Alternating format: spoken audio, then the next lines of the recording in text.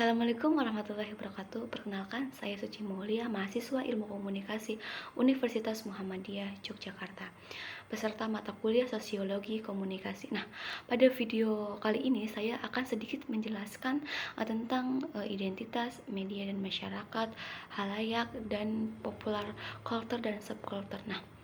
Nah, yang pertama itu ada tentang konsep identitas. Apa sih yang dimaksud dengan konsep identitas? Nah, menurut Stella Ting Tomei, identitas adalah refleksi atau representasi diri yang berasal dari keluarga, gender, budaya, etnis, dan proses sosialisasi.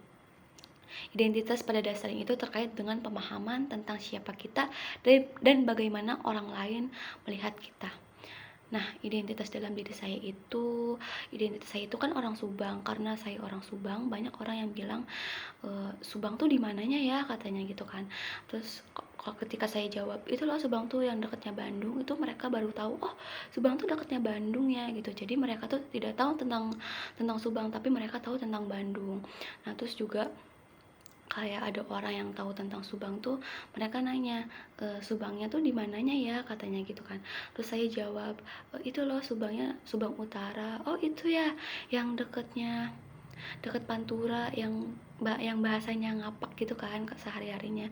Ya terus emang kenapa gitu kan kalau sehari-hari bahasanya ngapak gitu kan, karena emang saya dari lahir itu bahasanya emang sehari-hari itu ngapak gitu kan. Tapi ketika sekolah saya emang bahasanya itu dengan dengan bahasa Sunda. Nah, pengalaman saya itu selanjutnya itu pengalaman saya didiskriminasi karena identitas saya.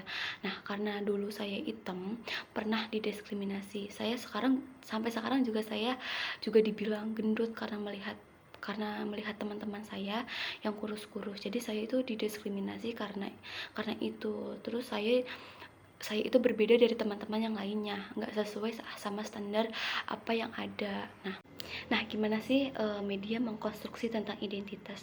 Nah, contohnya itu iklan skincare, kayak mengiklankan lewat media. Nah, medianya itu sosial media gitu kan. Iklan skincare itu mengiklankan lewat sosial media. Ada suatu pesan gitu kan, kayak cantik itu mukanya tuh harus mulus gitu kan, kayak nggak boleh ada berjerawat, harus bersih. Medianya itu mengkonstruksi tentang identitas. Nah, identitasnya itu melalui skincare. Kalau cantik itu harus harus mulus bersih gitu kan, tidak boleh kayak nggak ada jerawat. Intinya tuh mukanya mulus cantik gitu kan. Nah, yang kedua itu ada media dan masyarakat. Nah, cara pandang media menggunakan transmissional view dan meaning based itu apa sih gitu kan? Transmissional view itu, transmissional view itu atau komunikasi berdasarkan pandangan. Transmisi kerap identik dengan budaya industri di Amerika. Nah, istilah komunikasi itu didefinisikan dengan kata-kata mengirimkan atau memberikan informasi pada orang lain. Nah, artinya pergerakan barang atau manusia dan pergerakan informasi dilihat sebagai hal yang sama, dan itulah komunikasi gitu kan. Nah, sedangkan apa sih itu meaning based? Nah, meaning based itu media menggunakan cara pandang meaning based itu dengan fokus pada makna dan konteks pesan.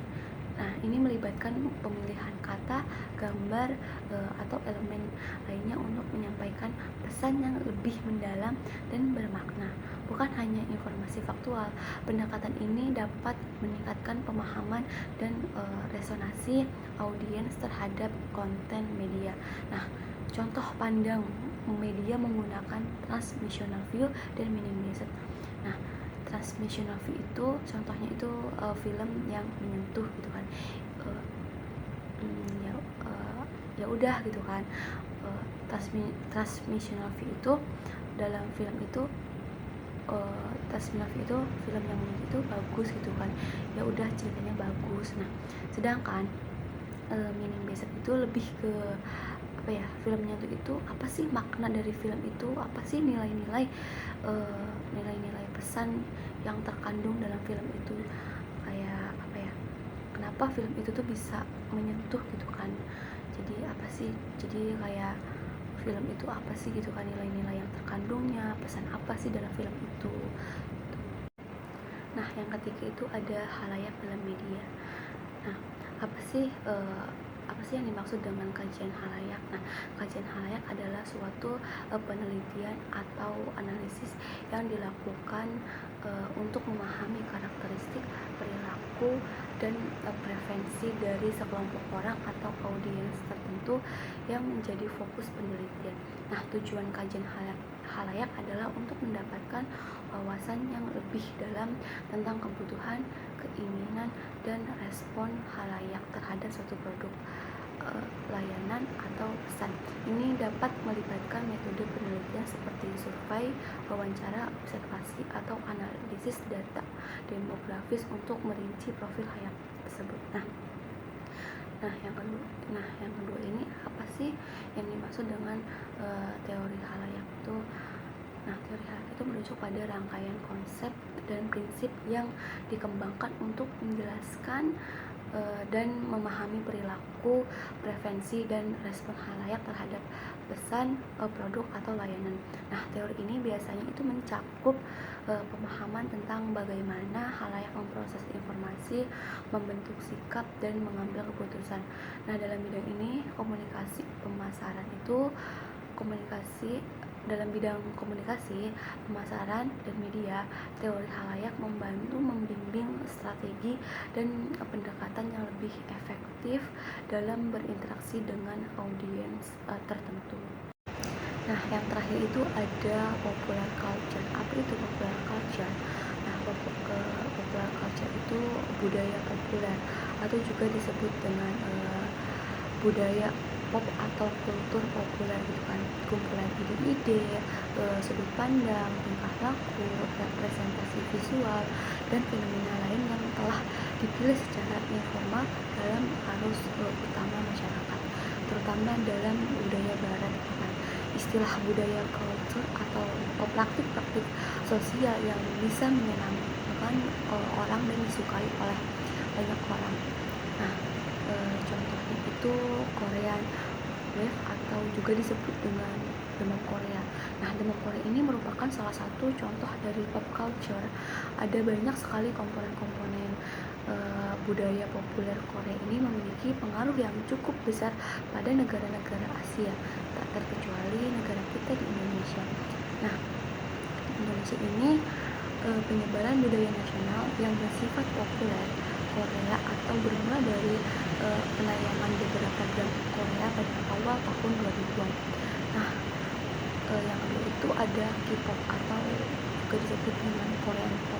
Setelah demam Korea berhasil menguasai berbagai pasar di negara lain termasuk di Indonesia. Pada akhirnya banyak masyarakat yang terdekat dengan budaya tersebut.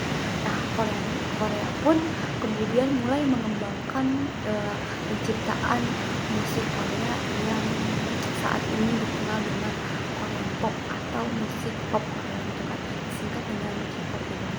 Sesuai dengan namanya, Korean pop musik ini adalah jenis musik populer yang berasal dari Korea Selatan. Nah, sekian presentasi dari saya. Kurang lebihnya mohon maaf. Wassalamualaikum warahmatullahi wabarakatuh.